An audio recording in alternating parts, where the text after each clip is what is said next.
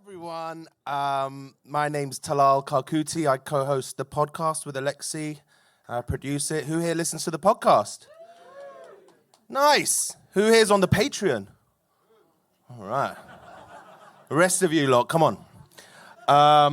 Okay, thanks for choosing to be here. I know you could have all easily been at the Riyadh Comedy Festival instead. You chose us, so I'm very grateful.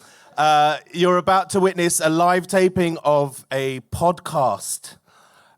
We have no idea what we're going to talk about, so it could easily be really shit. Let's see. But when me and Alexei run out of stuff to talk about, we're going to turn to you and ask you for any questions. So out of the 200 of you in a sold-out room in Shoreham, I hope you can think of a few questions for Alexei, yeah? Right, shall we get to it then? It's Friday the 3rd of October. We're at the Ropetackle Arts Centre down in Shoreham. Please welcome to the stage, Alexei Sale! Here he is! Up!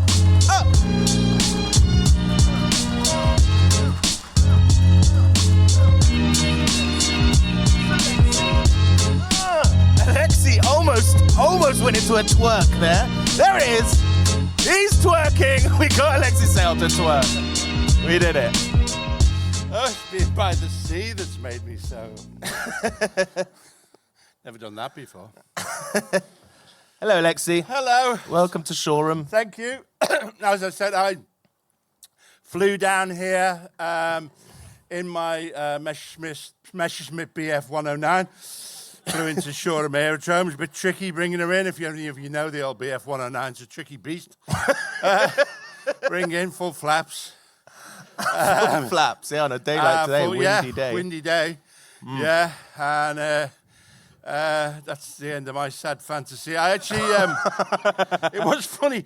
Actually, I came down on the train. I was in standard class. There was next to us. I mean, I'm sure you all know the trains.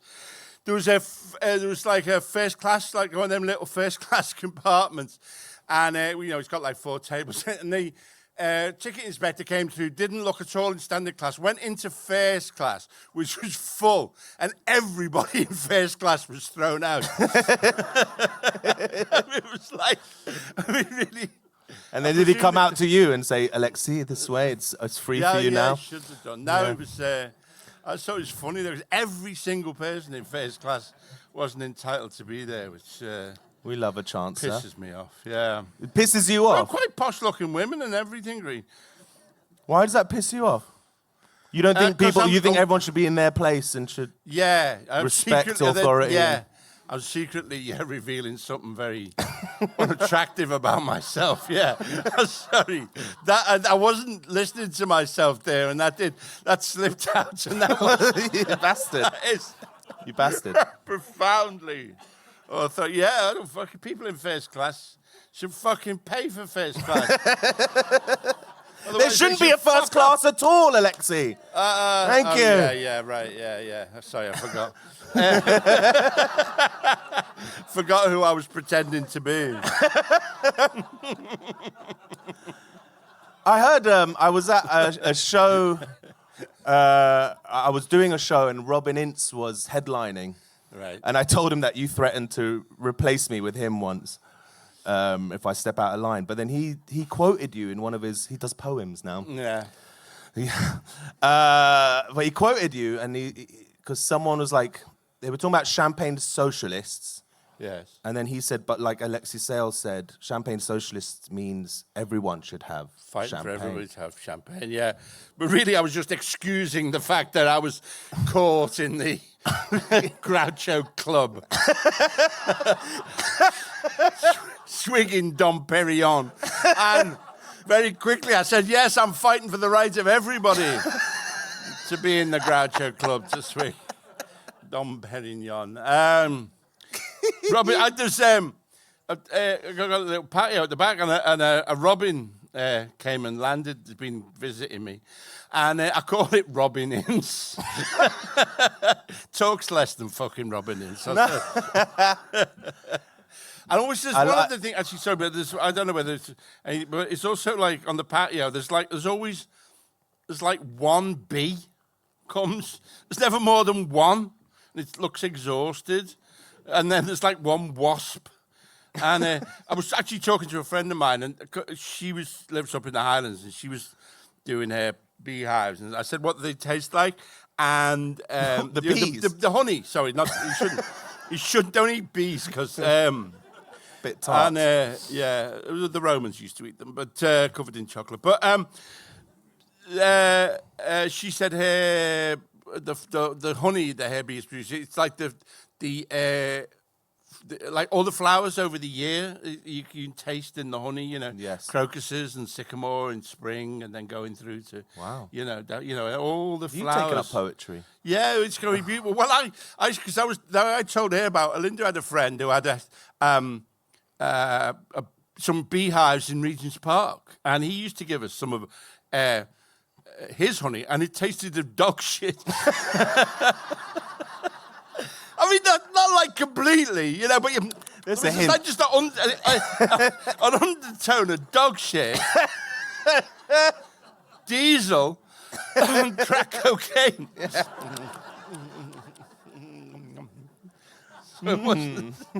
Regent's Park honey, yeah. Yeah, it was like, I used to sell it to all the fancy restaurants in the world. Terrible. And so you got loads of tired lone insects in your patio. There's always one sort of bee, single bee comes around and goes exhaustedly doing whatever. I don't quite know what they do, but collecting the pollen. Yeah, and it looks really fed up. Fuck it. It's like that. And then there's like a wasp, one wasp. Yeah, just made it over the world, just about. Limping into land like. Messerschmitt BF 109 at Shoreham Aerodrome. Used a lot. I thought I might get. It's one of the things you strive for, isn't it? Local reference. Yeah, it's one of the things you ask. When you're doing stand-up, you say, where's the where's the trendy area, and if you got any local. So I thought I'd get a bigger laugh on Shoreham Aerodrome, really, but because I know it. But I suppose it's still. Reeling from that jet that crashed. I suppose. But you guys are really proud of your aerodrome, aren't you? On my drive in, I drove past a primary school called Aerodrome Primary School. Well, because my friend, I think Sheila's not here. I don't think she's not. Aerodrome Primary Academy. I'm getting questions from the front row. We'll get to the questions in a minute. Well, it was often used as a location in like Poirot, isn't it? And Marvel and stuff like that. And I just thought, no, but and our lovely say some shit about Worthing, and then maybe that'll get a big laugh. Actually, that was bad. Yeah, Worthing, it's fucking shit, isn't it? Worthing, all cunts in Worthing, yeah. Me and my partner B, we have a private She's joke. Not really a bee. Huh? She's not a bee. She's not a bee. Person, This is the bee episode, isn't it? Yeah. No, her name is Bee. Yeah. Beatrice, as my dad used to call her. She's like, it's just Bee, mate. We've got a private joke that we always we look at each other and we go back to Worthing because we went to a wedding a few years ago in Eastbourne, and the guy who they hired to do the photo booth, the fun wedding photo booth, had all these props and stuff, and one of them was a questionable Jamaican Rasta hat thing. There's all these middle-class white people wearing this Rasta hat and posing. And at the end of the night, I was having a cigarette out the back, and I saw him packing his car up, and he was holding the Rasta hat, and he looked at me and went, back to Worthing. Just me and my Rasta hat going back to fucking Worthing. And I'm like, all right, good for you, mate. Fucking take your racist hat and go fucking back to Worthing, mate. Jesus. But it was very comfortable. It felt snug hat, yeah. So that's my Worthing story. Yeah. And we were talking to the lovely fellow Tom Beard who booked us to play here tonight, and he was telling us that about Shoreham Beach being like the Hollywood of South England, because he's like, Chris Evans used to live there. So my friend used to be friendly with Chris Evans, and they were when he'd just broken through, for some reason they were stuck in traffic in a limo with him, and he'd wind down the window and shout to people, "Look, it's me."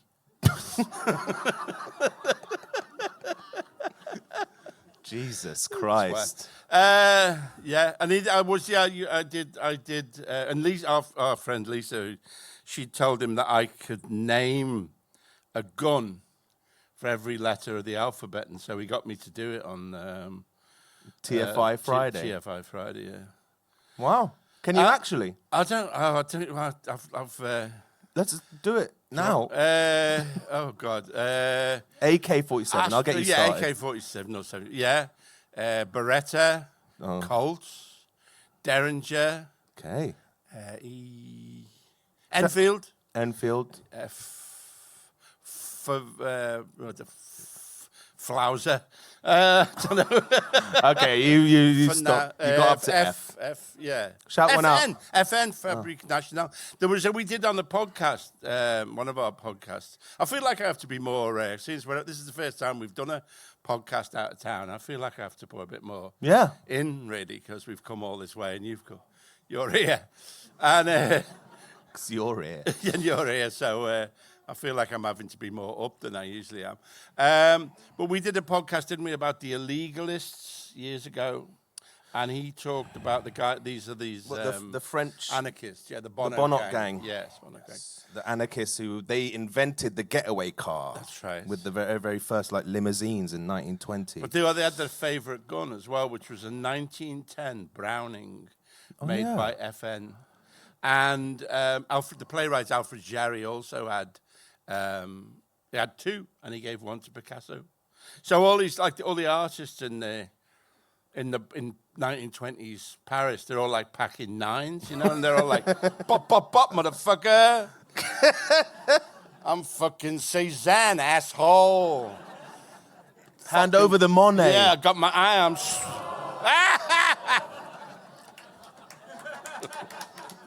Don't clap, Very it makes good. them angry, please. You'll have a terrible time on the way back. Don't make him angry. You have a shit memory, but when it comes to guns, you can remember the gun of the Bonnot gang. Yeah, in Paris. 1910 It's so weird. Browning FN. Yeah, 9mm, which was also the gun that started the First World War. Because the Franz Ferdinand Princip, the Serbian nationalist, shot Archduke Ferdinand with a Browning 1910 9mm. I'm having a great time. I don't know about you. I didn't know we were coming here. Rob Newman had a great line about he said the First World War started because Archduke Ferdinand was assassinated. He said nobody's that popular. I'm stealing other comedians' material now. He did Robert also had a great line. He was in a car in the States years ago, and the guy was talking about how the taxi driver was talking about how the United States, is hated around the world, and he said, oh, it's like you people should have your own flag or something. And Robert said, we do, it's yours, but it's on fire. That's good. Yeah, good line. That's a good one. Yeah. He's not getting any, I'm not giving him any money. We'll cut it out of the recording. When it goes out, we'll yeah. So I reached out to some people on Instagram to give me some fodder to talk to you about tonight. Sometimes we just go through your IMDb and talk about various projects you've done. Yes. Someone suggested I ask you about this film that you did back in... Well, hey, I'm going to read the synopsis. Tell me if you... Which it's my history of shit films, isn't it? Yeah. That I've been in, yeah. There's one for each letter of the alphabet, I think. This one, the synopsis says, when Martin gets out of prison, the guards warn him to get a job or else end up back in jail. So he decides to start his own band. The band are a smashing success until the police find out it was backed with stolen money. What is this film? It's a film called Swing. Correct. Ding, ding, ding. It's starred Lisa Stansfield. Yeah. Who had been around the world but couldn't find her baby. Yep. Which I think, frankly, is a matter for social services. But And it was Hugo Weaving who played Lisa Stansfield. Not Hugo Weaving. Hugo Weaving played no, Hugo the other. Stansfield? No. Hugo Spear. Hugo Spear played. I don't know. Is he a who else. musician as well? No. What I did was I was in the I mimed playing the trumpet. And I really enjoyed. I thought I was really good at miming playing the trumpet. And I wondered if there was a kind of venue where you could go to mime just playing the trumpet. And it would be. I'd really like that. I'd really like to do that. Well, they do like air guitar tournaments and I stuff. guess so, yeah. Air trumpets. Yeah. So who did you play in this film? I played a character called Mighty Mac. It was set in Liverpool. Rita Tushingham was in it. And I was. I think I was in a Protestant marching band or something, wasn't I? I think I played the trumpet in a Protestant marching band. And did you join Hugo Spear's band then? Yeah, I was the trumpet player in the band. Yeah, it wasn't a hit.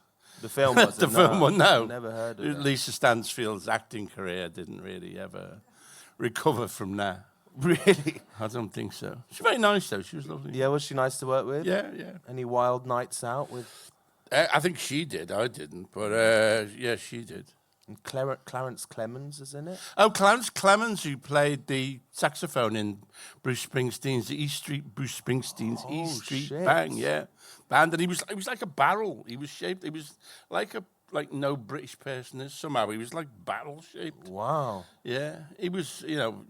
I was like, you play the saxophone in Bruce Springsteen's E Street Band, don't you? And he's like, yeah, okay. Wow. Do you know what? It's kind of what it's like. The Z for gun is Zastava. And he's like, man, I don't want to carry any of that stuff, man. Is there an X gun? I don't know. No, I think there's like a Mexican gun called like a Zengu or something, Zingu or Pingu or some shit like that. Yeah, I think there is an X gun. Yeah. Okay. All right. Anything else from Swing? Anything I can? Any anecdotes? Any other threads in there? No, I don't Nick think... Mead was the director. Yeah, he hasn't worked since, has he? Not much, no. You've been in so many films that have killed careers, but you've just ploughed on through, haven't you? You're invulnerable. Yeah. I should do a show in which I talk about them all. It'd be interesting. Well, I don't know. Well, interesting. I don't know about that. Is this interesting? How are we doing so far? We're off to we're doing okay. Explosive start. Yeah. Well, it's an odd hybrid, isn't it? Watching a podcast being recorded. Yeah, let's get meta. Yeah. Yeah, it's like I thought I started on that, and I thought something had occurred to me. I said it's like watching a podcast being recorded. It's like watching it being. And I thought I'd think of something, and I didn't. I thought something really funny would have come to me, like really something brilliant. Like they worked on several different levels, and was also like a critique of modern culture and capitalism and like that. Like, and you go, "Fucking hell, that's amazing!" No, and it didn't. It didn't. Nothing. Just spluttered to a stop. Yeah, it's like a thing. It's like watching a thing that's like a different thing, isn't it? This is like watching a tired bee on your patio floor. It's like watching a tired bee record a podcast. Oh, fuck. Oh, day, fucking geraniums. Oh, Christ. Oh, fucking geraniums. Oh, God. Hey. So I impressed the sound. I impressed the sound crew at the sound check, didn't I? Should I do that? Oh yeah, I did the prologue from Henry V. Let's say emergency chord. We don't need that yet. Oh, for you. No, we don't need it yet. Wait till it gets really fucking dull. Let's torture these guys a bit. I was talking about when I was in. Oh God, my brain. The Tempest with Max von Sydow at the Old Vic Theatre. We've covered it briefly, but what have you... Yeah, tell us about that. At which theatre? The Old Vic? Old Vic, directed by Jonathan Miller. at the Old Vic, I played Trinculo. Well, people often say to me, I say I was in the production of The Tempest at the Old Vic, and they say, who did you play? Caliban. Everybody told me they were all retired school teachers in the audience. That's what they told me before. I didn't get the fucking Caliban reference. Caliban is the monster. I'm a Shakespeare ignoramus. Caliban is the hideous monster. What's the general gist of The Tempest? The Tempest, it's Shakespeare's last play. Okay. He said, fucking knocked it on the head after that. Like, fuck this. Fuck this for a game of Tudors and Stuarts. I'm fucking knocking this on the fucking head. That's how he talked, you know, Shakespeare. He's like, fucking hell, I'm the fucking bad as Suddock, me. To be or not to fucking be? That's the fucking question, you cunts. So The Tempest is about a group of people land on this remote island, a group of Venetians. Right. And there's all these kind of spirits on the island. And Jonathan Miller's interpretation was that all the islanders were, the people who were shipwrecked were white and all the islanders were black, because it was at the time when the New World was just being discovered and Africa was being discovered, and Montaigne and Noble Savage and all that. So it was Cyril Unry, who was later in the bill, played Ariel. Rudolph Walker who was in EastEnders, was the other fella, Caliban, and I was a drunken servant. You played drunken servant? I played Trinculo, the drunken servant, yeah. What, did you have any major effect on the plot? Well, yeah, kind of. Well, it was a disaster. I've not talked about this. It was you're getting the good fucking stuff. This is the most we've talked about it. I was in The Tempest, and you're getting the proper showbiz. You know, there's a famous, I've forgotten his name briefly, there's a wonderful old, and it's quite a well-known show business anecdote, but somebody's walking down the Strand one day and he meets this old, I can't remember his name now, Hugh something or other famous actor, and they get drunk, they get pissed anyway, and then they say, I know, let's go to the theatre. And so they go there and they're sitting through this play, and the drunken actor elbows the other bloke and says, this is a good bit, this is where I come on.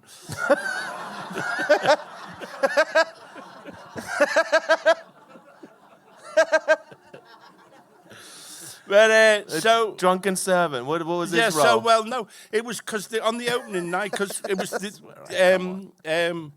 Prospero was played by Von Sydow. Max von Sydow, yeah, who did look like all his family had been machine gunned 5 minutes before payment. He used to send me a Christmas card for years, every Merry Christmas from Max von Sydow. Anyway, he dried on the opening night for 5 minutes. He just forgot all his lines. It was nightmares. And it really terrified the audience. So by the time I came on, I was with this old actor called Peter Bayless, playing the other drunken servant. By the time we came on, we were so kind of, they could see we knew what we were doing and we were full of energy that we got a standing ovation. Oh. And we used to get an ovation every night, which really pissed off everybody else. And I've never done...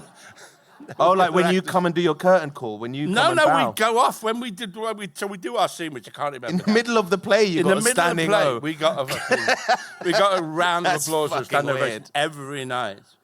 Jesus Christ. I put in a line, I would say, I can't remember what it was, but Jonathan Miller said, I'd throw myself to the floor and shout bastards at one point, which obviously wasn't in the original Shakespeare folio. But we get a round of applause or like every night as we came on, just because everybody was so relieved there was a bit of energy, really. And then obviously at the curtain call, Was it a good production in hindsight? Do you Not think really. It was I think that it was. I mean, I think that Jonathan Miller was kind of spinning his wheels a bit. Really, he'd done that same idea in the '60s, really. And I felt very sorry for Max because he was, 17th century. I mean, he's Swedish, so speaking 17th century English was difficult for him. Really. Yeah, and he was very unhappy, really. So it wasn't a happy production, really. And I've never done a play since. It's the only play I ever did. Do you believe this thing that like Shakespeare was actually 16 different women? Or I think I think a lot of that. Because people can't believe that the reason that they have to say that he's an aristocrat is because they can't stomach the fact that he was relatively working class, relatively poor. So they have to pretend, they have to say that it was the, Duke of Sandwich or whatever who wrote it all. So I think it's classist. I think that Shakespeare. I mean, I think he was a genius, really. I think that. I mean, I'm not. I mean, some of the. A lot of the plays are impenetrable, but I think the political ones. I mean, like Julius Caesar, Henry V. They really get at something really profound about power. He really understood the nature of power, and the way that, for instance, the way that Henry V abandons his all his old friends and stuff like that, and completely changes really, and becomes a kind of conniving. It's very reminiscent. It's the Labour Party conference but with better language. I mean, it is. I think it's the Not same difficult. shit in a way. The way that the way that the way Henry V, that process of the way people change when they get into power. I think he'd observed that already, and this was in the 1600s. So he is. I mean, he is very. I can't the fucking comedies and stuff. So there's all that shit. I said. I mean, I did that bit where I think I did it in Sandwich Bar where I said like anybody who laughs at the jokes in Shakespeare is a twat.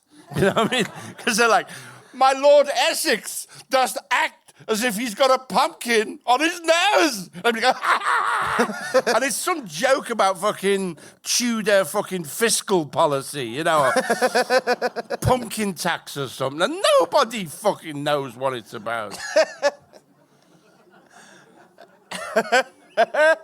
So avoid. I'd never go to the Globe. That's just another tip for you. If Why? you come up to London, it's fucking awful. I hate it.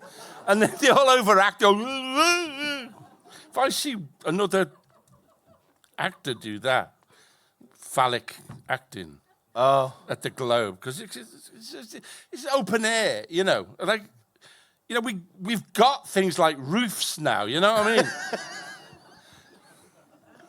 Why not use it? Helicopter goes over. Oh, what is that metal bed that spin across the sky? It's a fucking helicopter. It's got no fucking roof. I've got a lot of actor friends, and they made me sit through so much shit at the Globe. Do you like it when they do like like I saw when I was a school trip, they took us to see like a hip hop reimagining of Romeo and Juliet. And Nah, I don't really know. We did, actually, because we did Henry. The only reason I know Henry, because we did Henry V throw level. That's the only reason I can bore on about it. And but Stan, who was in our class, they let us off. We had the afternoon off, and then we went to see Henry V at the Everyman in the evening. And Stan got drunk during the afternoon in town. And then when the Muse came on, he went, "Oh, for a Muse of Fire." And Stan stood up and went, fuck off! And the Muse, who was played by Roger Sloman, who was later in Nuts in May with Mike Lee, he said, "All right, I'll come on and do it again." And and then I remember the ushers were chasing Stan up and down the Jesus Christ, up and down the balcony. Stan was on probation, and he told me. I really envied that, because he'd go and talk to this bloke every week, could tell him his hopes and fears and stuff. And he said he got a transistor radio for Christmas, but I think he might just stolen it. I think, really. Now thinking back, but don't know what he's doing now. Bumped into him once years ago, and he didn't. He acted embarrassed to meet me. Jesus. Yeah, I don't know why. Well, this is not going where I thought it'd go, really, but I did not expect Yeah, us to spend yeah, 15 minutes on Shakespeare. free. Yeah, Yeah, absolutely. yeah. But it's fascinating. Yeah, I've Yeah. never really given him, embarrassingly, never given him too much attention. So you're saying check him out. Recommend it. particularly Not Julius the Caesar, comedies. Coriolanus, Hamlet, my friends in the National Theatre at the moment. And he's not Henry 16 IV, different Henry V, people. But no, Titus don't. Yeah, none of the comedies. I can't see it. Okay, cool. I wanted to ask you about if you'd heard about Zach Polanski's controversy with the boobs. Have you heard about this? I think I heard a bit, because he was a hypnotherapist, wasn't he? So Zach Polanski, current leader, new leader of the Green Party, bless him. I like his energy. I like his vibe. But 12 years ago, when working as a private hypnotherapist, he had a session with a journalist. While previously working as a hypnotherapist, he offered a session to increase an undercover newspaper reporter's breast size and improve her body image. So he was trying to convince her that he could use hypnotherapy to make her boobs larger. Done that, someone said in the audience. The Sun. Oh, right. Oh, that was the Sun. Yeah, but didn't charge him, and doesn't he deny aspects of that? No, he apologized for it. Oh, really? That's something I did 12 years ago, and then he quoted Tony Benn, saying, he says... I can make your tits bigger. No.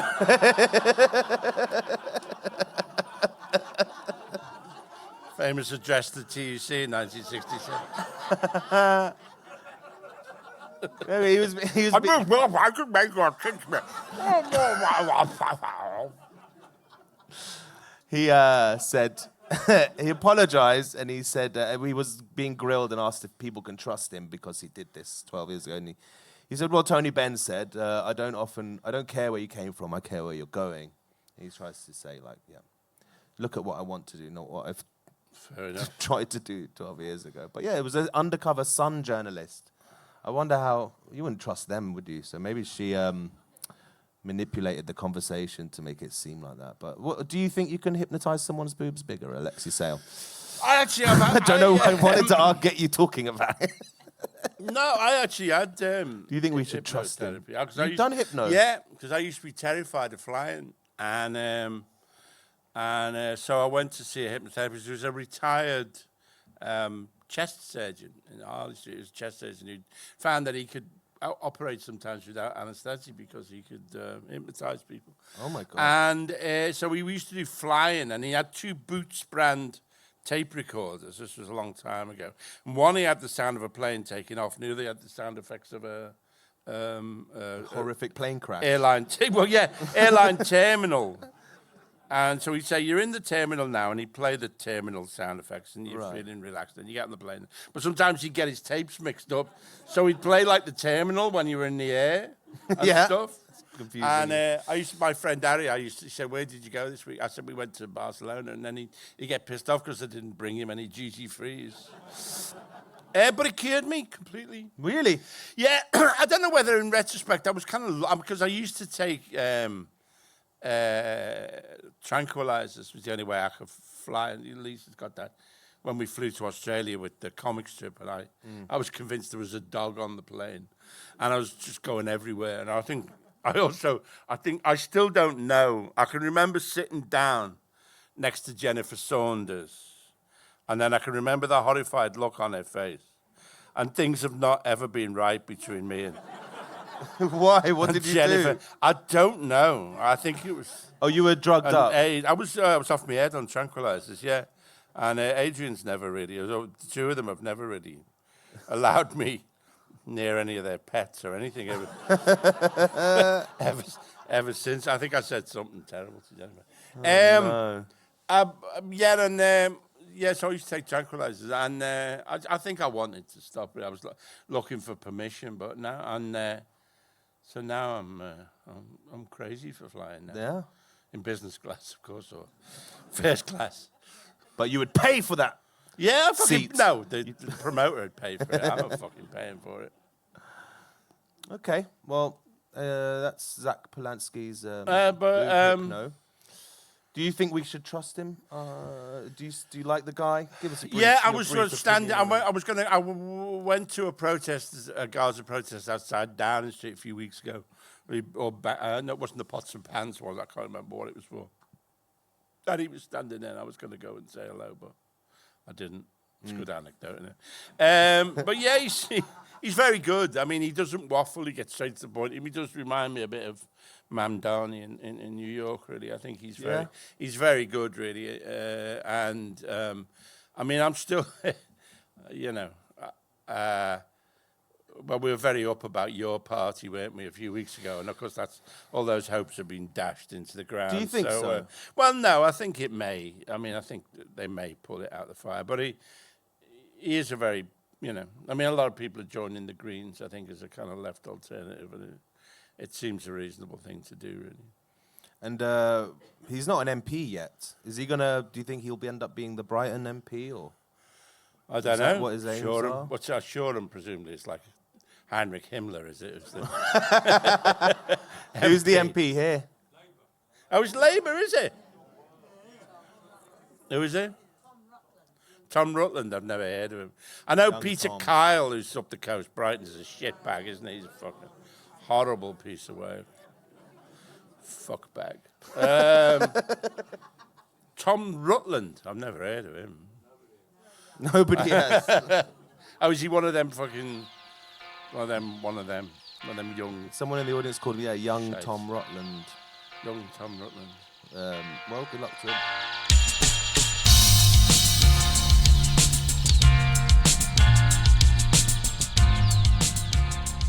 Hello, dear listener. I hope you're enjoying this episode that was recorded in Shoreham at the Ropetackle Art Centre. We're very grateful for them welcoming us and helping us put on a great show. I'm just popping in here to remind you that full video versions of the show are available on our Patreon. That's at patreon.com/alexeisaylepodcast. We never want to take advertising onto the show. And in order to keep that up, we really rely on contributions from our listeners, from as little as £3 a month up to whatever you want. But it really means a lot. I'm so grateful to every member of the Patreon. And we have a lovely community chat room there. You can ask questions directly to Alexei, which is my first well that I dip into for questions for the podcast. And there's also full video episodes. As I mentioned, you'll get to see Alexei twerking at the start of this episode. You'll get to see him, he does something special at the end. I don't want to ruin it for you. And also, there are the odd bits and bobs of exclusive content, be they behind-the-scenes stuff, Alexei, Lisa and Nigel watching the young ones. Me and Alexei went to a gun range once as well. We made a little film of that. That was a strange day. All right, that's all I have. That's all I wanted to do, was remind you to head to patreon.com/alexeisaylepodcast. You know what, just go and have a look and then decide what you want to do. But I urge you to go to the description of this podcast, click the link and take a look at our website. All right? Okay, back to the show.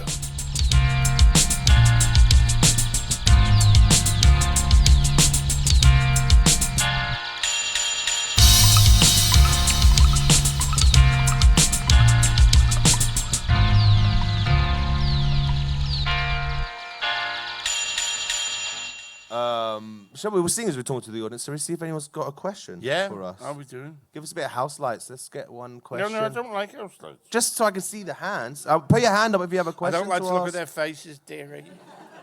Over there, please. Kissing. Yell it out, and then I'm going to repeat it for the recording, but please.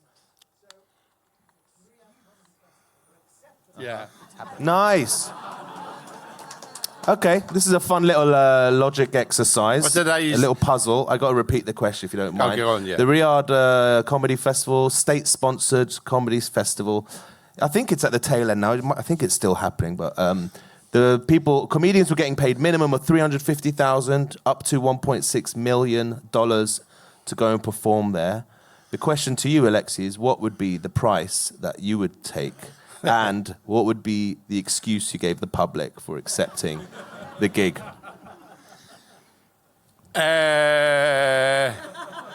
Glock 9mm. H. I might do it for that if Mohammed bin Salman could guarantee that he'd get it into the country for me.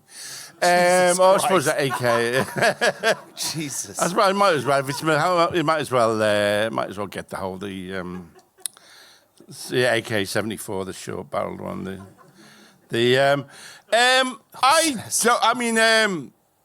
I used to say a line, didn't I? They held a check over my eyes while I was signing the contract. I mean, which doesn't really dates me, doesn't it? Really? They held a bag of doubloons over my eyes while I was using the quill to sign the.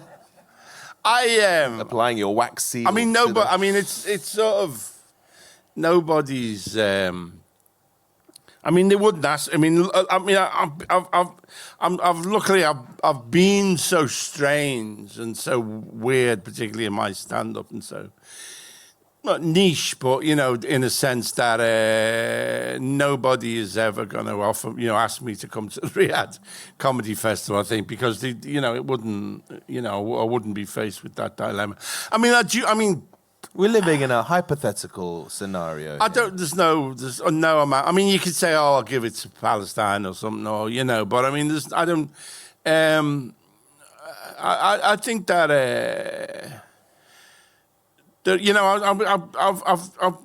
I've been thinking a lot about. I've been thinking a lot about myths. I did say this tonight about myths that tell us, a lot about myths and legends, like the myth of Sisyphus. Where. And they tell us about the modern world, don't they? And so the myth of Sisyphus, where a man pushes a rock up a hill and then it endlessly rolls back. And this tells us in the modern world what it's like to manage a branch of Nando's. But similarly, one of the films we looked at, Mephisto, selling your soul. I mean, to sell your soul, I think, which is essentially what, again, is what. I mean, all David Lammy and Starmer and Yvette Cooper. And I mean, it's essentially what all those people have done. Oh, thank you. Yeah, I think I have a round of applause. Yeah. Sell their souls to the Israeli arms industry and the banks and, the city of London and stuff. To say it's not.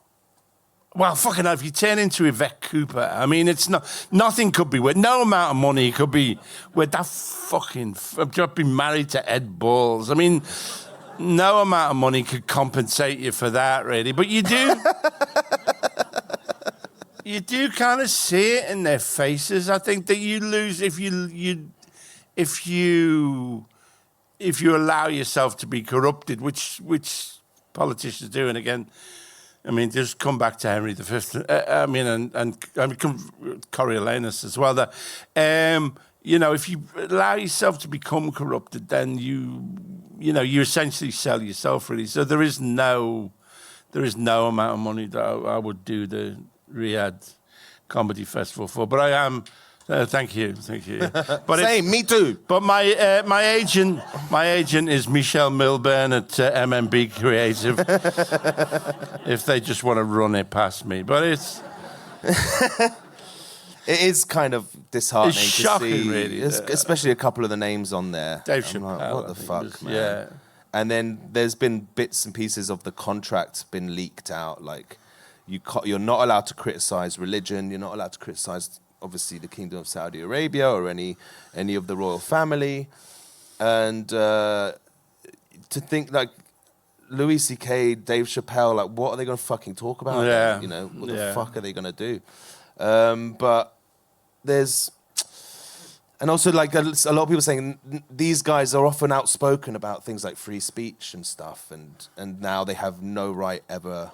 Which I kind of have to agree with. They have no right to weigh in on that conversation ever again. Yeah, if you sell yourself to take money from this MBS, this government that literally kills people for speaking. Yeah. And then I saw a clip. I was trying to look at like both sides and see what people are saying to justify. And although he wasn't justifying it necessarily, our previous guest, Bassem Youssef, I saw a clip of him saying.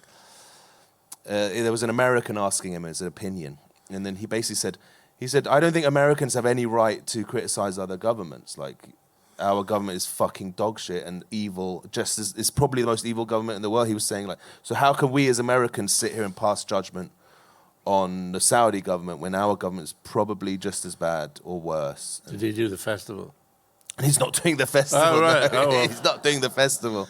But that's, I suppose. And like the British government is no good either. But you can't help being from somewhere. Yeah, no, it's not. You're not. Yeah, you're not. You're not speaking with the backing of the British government, but you can. You can criticise other people on a personal level if you yourself are. If you yourself are ideologically pure, and if you've forgotten all those advertising voiceovers I did in the 90s, Wild Bean Cafe at BP Connect, great food on the go. Which it wasn't, I can tell you now. It wasn't. I don't think my contract. I don't think Bassim's point holds water really, because you're not going to take a state-funded gig here or in America either. No. So taking a state-funded gig over there is just as bad. No, Bassim's a bit of a handful, isn't he? There, but I do, as an Arab, I do notice that maybe there's a tinge of kind of an excuse to hate on Arabs or an Islamophobic kind of vibe to it. But yeah, thanks for the question. Yeah, thank you. Thanks for the question.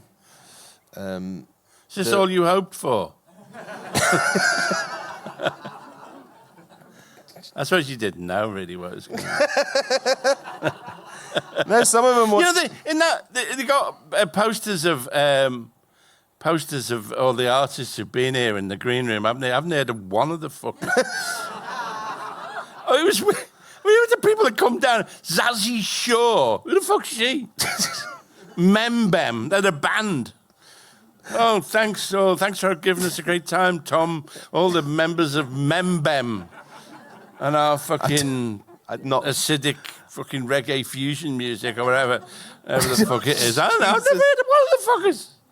Alexei, do you want to get paid for tonight? I'm sorry. Sabotaging I'm us. getting paid. You never told me about that.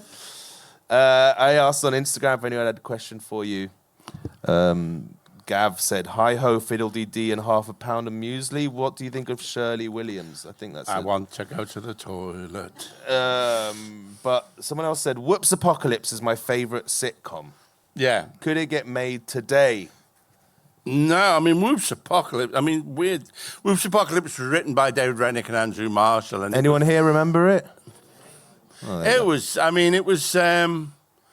it was very odd, really. I mean, that's when, David and Andrew, then we wrote stuff together, but they did, and then obviously David went on to do One Foot in the Grave and Jonathan Creek. I don't believe it. Yeah, and but it was London weekend television. So at the weekend, you got this opt-out, didn't you, where I think all the nation's telly came from London weekend, and it was about 10 o'clock. There was this sitcom about nuclear war, I think. Right. That went out. I mean, you can't imagine now that it would... I mean, it was pretty odd. I mean, I played a KGB torturer, I think, called... it's a Solzhenitsyn, no relation, brackets. And that's a Solzhenitsyn joke. That's a Russian dissident joke from the 80s. And it was, and they made a movie as well. We made a movie. Yes. Yeah. And what year was this? It was pretty early on. Before Young Ones, I think. 87, the year I was it born. Later? The movie was 87. Yeah. Yeah. That was the last time I flew anywhere on tranquilizers, because we went... Because that's right, the day after, and I was still getting like flashbacks from the tranquilizers. We'd flown to Miami, and we just went down Flagler Street, which is a kind of black neighborhood, and the tranquilizers suddenly kicked in, and I started, because I was so impressed, I started imitating these black guys on the street. I was going, "Yo, Jimmy, motherfucker! What's up, man? Dog!" And then just fucking get him in a cab quick. What's up, my brother? And I did. I was just like, boom, I started imitating this because I was so struck by these black guys. And so they bundled me in a cab. And that's lost. Do you ever go to America and not make a fucking tit of yourself? No. No, probably not. That's so fucked. Get him in a cab. Oh, yeah, well, Jimmy, and they're going, "What's that white motherfucker doing?" What's he hollering at me, that white motherfucker?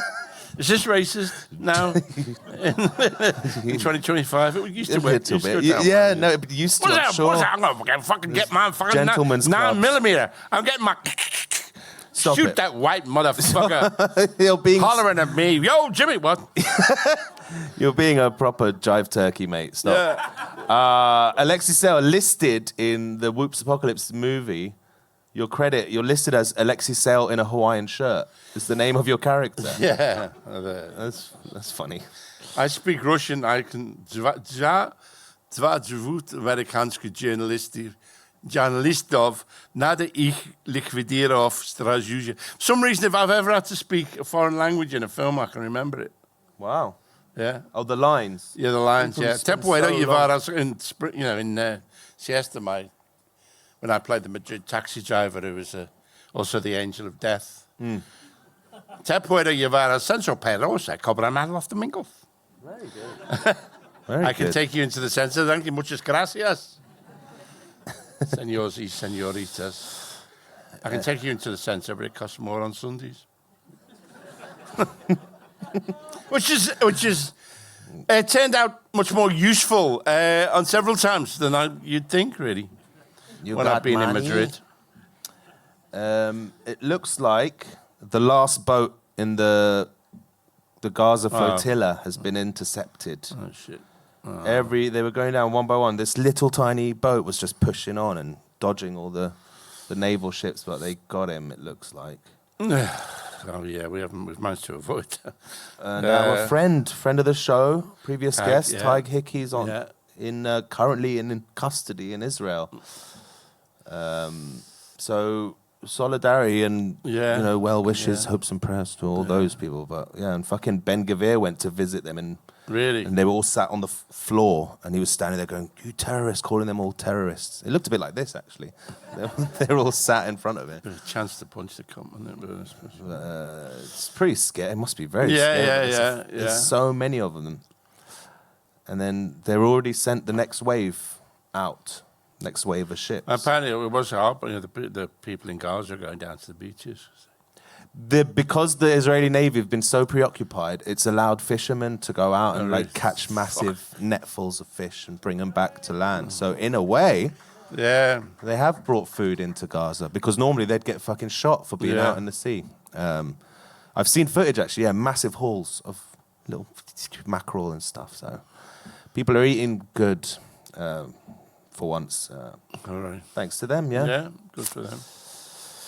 But oh man, I was just all along. I was like, whenever they were sailing, I was like, I wish I could be on that boat with them and help, just do anything, because we feel so fucking impotent out here, not able to do anything. But now I'm not wishing that now that they've all been. Don't know how they would treat me in an Israeli prison. I feel like I'd start talking to them about the guns because they got the M4 carbine that in 5.6 that most of the Israelis have. No, up to H, I think. You got one for Eckler H? and Koch, yeah. Oh, Fuck easy. Off. Easy fucking peasy, Eckler and Koch. But you know what? MP5, which we saw on when the MP5 was introduced to us during the. When the SAS stormed into the Iranian embassy siege, where your dad was being held as a hostage. Yeah. Yeah, so MP5, well, he'd already got out. But, I mean, the MP5 was what? Yeah, Dad had gone out by then. Yeah. And it's Dad's birthday today. Rest in peace. Love you, Dad. What was I going to say? So I discovered that this flotilla, there was actually like 30,000 people applying to go and be part of the cruise. And they actually, so I was like, oh, they have more than enough people volunteering, but they're vetting. The crucial bit, I don't know if you know this, so that when the Israeli board the ship is like obviously a very crucial part of the whole thing, and they're expecting it to happen. And so that is the bit they focus a lot of their training on. They do this 3-day training where they simulate that situation. And the main thing is you just can't do anything. You have to do, the training is just training into not reacting, not doing anything stupid, because you're getting these crazed IDF soldiers. I could play an IDF soldier in that simulation, couldn't I? You could, yeah. I'd bring my own M4 carbine. But these fuckers are so trigger happy, and very often they're like pepped up on all sorts of amphetamines and shit. And if you do, they want any excuse to just shoot the whole crew, which they've done previously. So they're trained to just like not. And I think that restraint, I don't know if I'd be able to have that restraint of not telling them to go fuck themselves and all this shit. So yeah, it's crazy. There's real training, real metal. Yeah. It brought the mood right down. It's all right. It's a podcast. It's not always going to be. All right. Let's do something about willies. Here, I got an article about. Okay, I was going to talk about Manchester actually, but I don't think we've avoided that so far. Let's get another question. Has anyone got a question for us? You got a hand right there in the middle? Yes, please. What is your biggest professional regret and Oh my. what is your happiest professional moment? Okay, what is your biggest professional regret and your happiest professional moment, Alexei? I think I'm unusual in performance in that I love talking about failure, really, and my failures. I know there was a review of Ben Elton's fucking memoir in The Guardian this week where he just goes on about how, Paul McCartney came up to him and said how great he was and stuff like that. And, he's just detailing all this. That is one of, I think it's really important he's made a fundamental mistake in his memoir in that you should never settle scores in a memoir because it makes you look petty and thin-skinned, which Ben is anyway. But, so he is revealing himself. And, of course, that is that. And I used to say shitty things about him. I've said this before, but I realised, genuinely, I realised that, it just makes you look bad if you moan about other people. So I went up to him and... at a party and apologised to him. And in a kind of quid pro quo, he invited me to the opening night of his Rod Stewart musical, Tonight's the Night. And in those 3 interminable fucking hours, I paid for every shitty thing I'd ever said about anybody ever. Tonight's the night. So you regret being a little sassy... Well, yeah, no, I regret, because it just makes you look petty, I think, when you moan about other performers, even if they are, regardless of the truth of what you're moaning about, it always makes you just look petty and small-minded, really, if you... Apparently, he mentions me in his memoir and complains about me slagging him off. But that is a regret, really. My biggest, the thing that impresses me about myself, tremendously, really, is that I have, when I stopped doing stand-up for 17 years and then came back and then did particularly Sandwich Bar. I am immensely proud of Sandwich Bar. I remember when we recorded the first or second series, I was thinking to myself, they should just stop comedy now because it will it will never get any better than this, really. They should really, everybody should give up. I'm immense. It takes about, I don't know if I do. We've done 5 series now, Sandwich Bar. And it takes an awful lot of work. It takes 2 years to write it, really. I'm very grateful to Radio 4. I kind of love the Radio 4 audience in a way. And it's just a perfect synthesis of me. And it's innovative. It's completely, it's not sticking to the same. It's very different to what I used to do, Yeah. So, it's not that sort of man in the tight suit or anything. So I find that tremendously impressive about myself, that I've managed to kind of find a new thing to do. And also, I think, I'm not as competitive. I used to be insanely competitive and stuff, and there'd be some, like, benefit for crippled children or something, and I would have to be the most successful. You know, I'd have to kill the fucking audience, which crippled children's. But you know, I'd have to be the best on the bill and all that shit. And it's like, let all that go, really, I think. You know. I'm prepared to be like really dull and uninterested like tonight.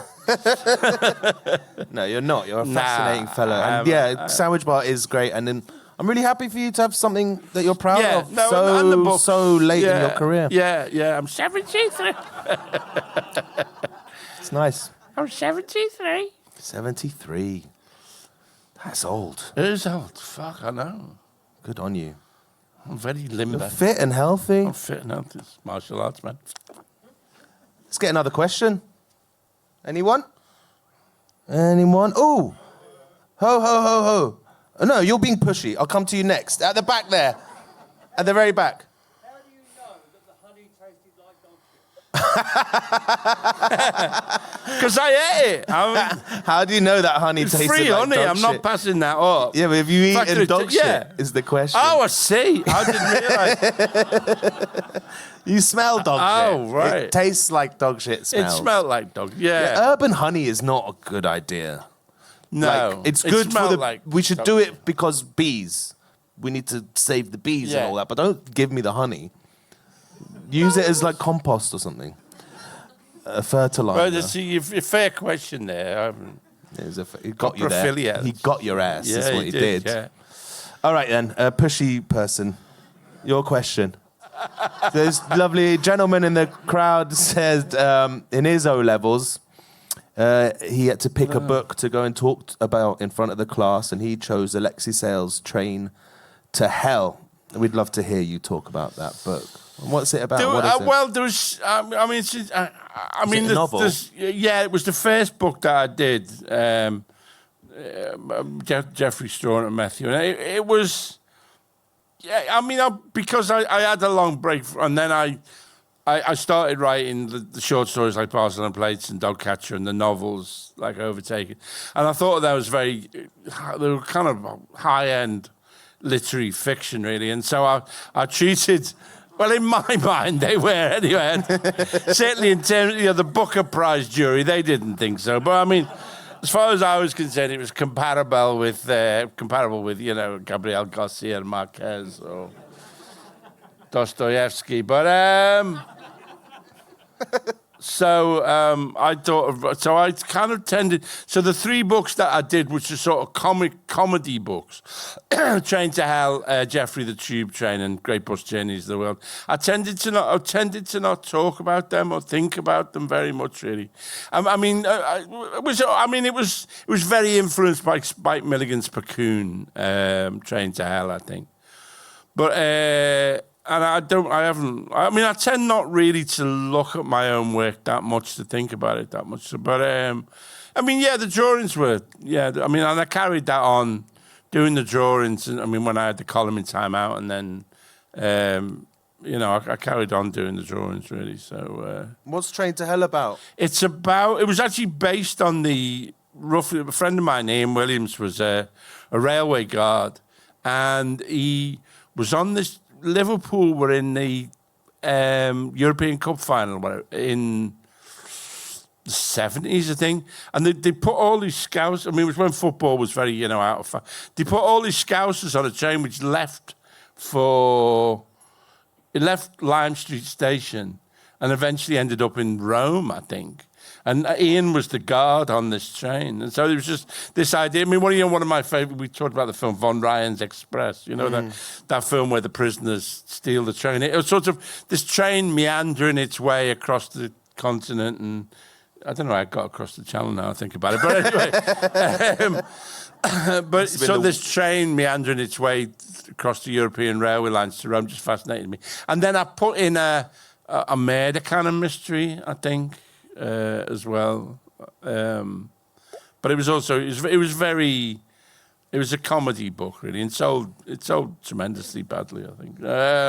Was the book full of football hooligans in your? I can't remember. There was a comedy, which was actually true. It was a comedy Czechoslovak, something called Slavo Arsic, wasn't there? There was. It was actually.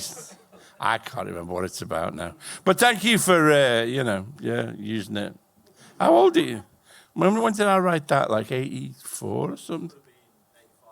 Yeah. Wow. Yeah. Oh, yeah. Before I was born. Jesus Christ. Yeah, it was all right. I don't know. Yeah, it'd be interesting to look at it, really. You passed your O-levels. Oh, well done. Well done. Congratulations. O-levels are a magical rite of passage that we used to have to go through. And is that the equivalent of the A-levels or GCSEs? No, O-levels are before A-level. I don't know. Just like GCSE? I've only got... Right. I've got 4, actually. 2 grade 3s art and history and 2 grade 4s English literature and English language. But I've got 4 honorary professorships, so fuck off. Who gave you those? Thames Valley University, which doesn't exist anymore, and was called in the News of the World the most evil university in Britain. It is the birthplace of Al-Majid Haroun, the Islamic student organisation. Liverpool University, what the fuck? I can't even remember what one of them was. Edge Hill University, which is in Ormskirk. Do you know Edge Hill University? Oh. I only did that because it's near where my relatives live. And the University of the Arts. I'm a fellow of the University of the Arts, which is Chelsea Art School and Central St. Martin's. Yeah. Wow. Yeah. Professor. I am Professor. Sale. I can call myself Professor, yeah. Professor Sale. Yeah. I should be treating you with a bit more respect and deference, I think. Jesus. I got a stiddly squat. I barely got a BA, but no one cares about me. I've got a DIP AD. A DIP AD? Yeah, Diploma in Art and Design. It was the last year. Became a BA after I left Chelsea Art School. And I've got a Cert Ed as well, a Certificate in Education, which I did with Sheila, who's near tonight. Went to Teacher Training College. I was a college lecturer. Yes, you for were. Several years. And the kids used to say to me, "Sir," right? yeah, in London College of Princeton, yeah. Kids used to say to me, "Sir, why are we here?" And I'd say, "Fucked if I know." Do you want to go home? That would have been a fun class. I wasn't really, though. They didn't respect me, actually. They didn't... I was... No, letting them go home is not what they wanted, really. They wanted boundaries and borders, and I wouldn't give them any, so they sort of despised me, really. Mm. Yeah, people like being told I couldn't act the teacher. I couldn't say, "I'm really disappointed in you, Jenkins," because I wasn't, because I didn't care. Shit. Fuck Jenkins. Do what you fucking want. Do what you want, Jenkins. I had one that... Did anyone ever bring you an apple? No, I used to go out drinking with one bookbinder, I think. Who I think was an alcoholic, really. I remember us being thrown out to a pub in Covent Garden and me shouting, "I'm his moral guardian."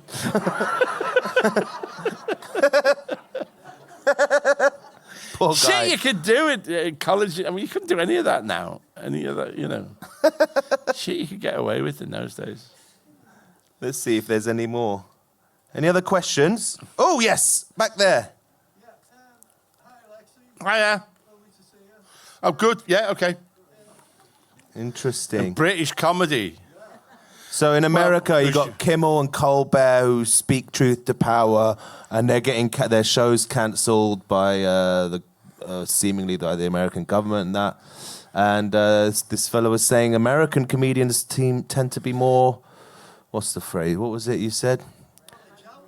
More challenging and more extreme than the British comics, who seem to be quite tame in comparison. Who's going to stand up to Farage? Well, who should be cancelled? Ben Elton, obviously. Fucking upstart crow. Christ. What's about Shakespeare, your favourite? I know, yeah. Our agent represents David Mitchell, so we can't careful. slag him off. I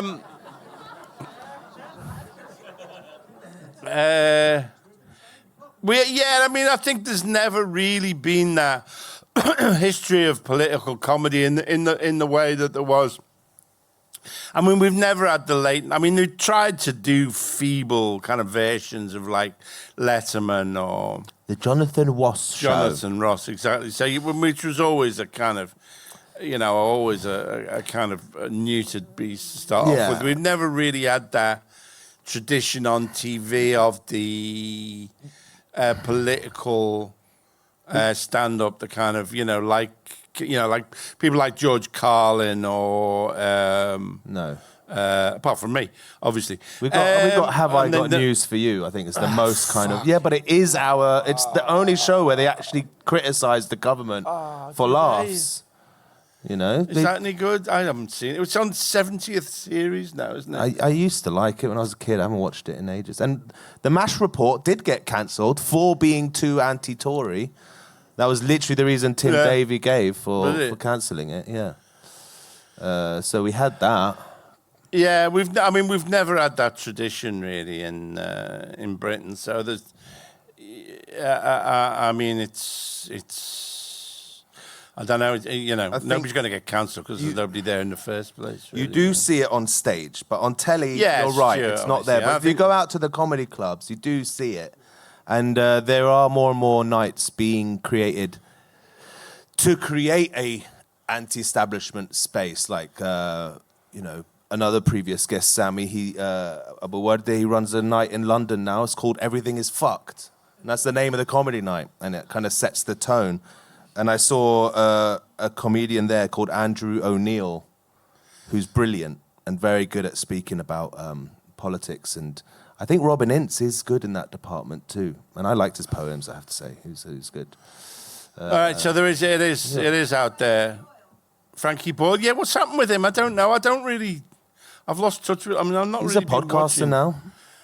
Is he still? Here come... he was a bit slack over Corbyn, wasn't he? He sort of, He was shit over Corbyn. He jumped in on the anti-Semitism thing, on pissed me that off. lie. So, but he's a fan of you and this show, so...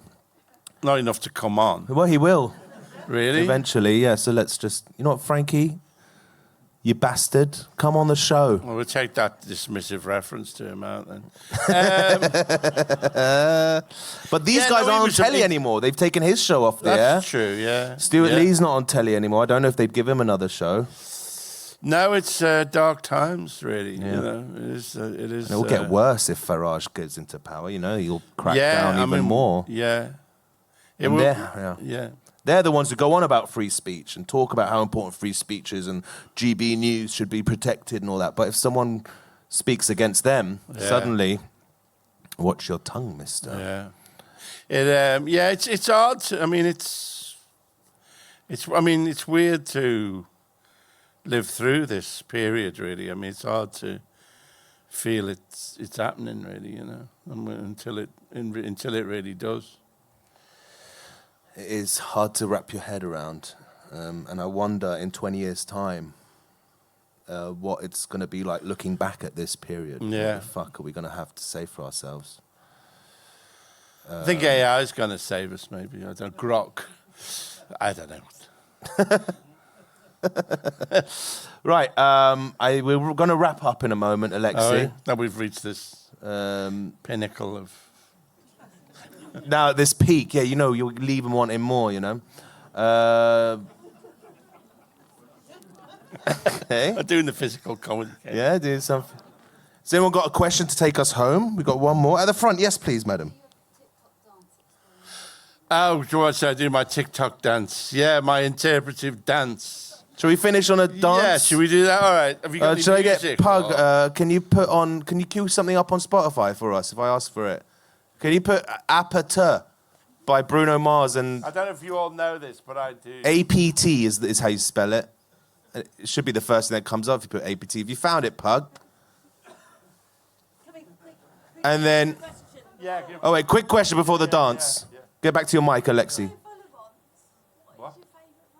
My favourite volleyball. What's on the mic, Alexei? What's your favourite vol-au-vent? Well, a vol-au-vent is just a delivery system, isn't it, really? It's... The filling. Prawn, Mary Rose. And... and when I found out the Mary Rose sauce is just ketchup and mayonnaise, yeah. And it cut my Mary Rose bills in half, really, because...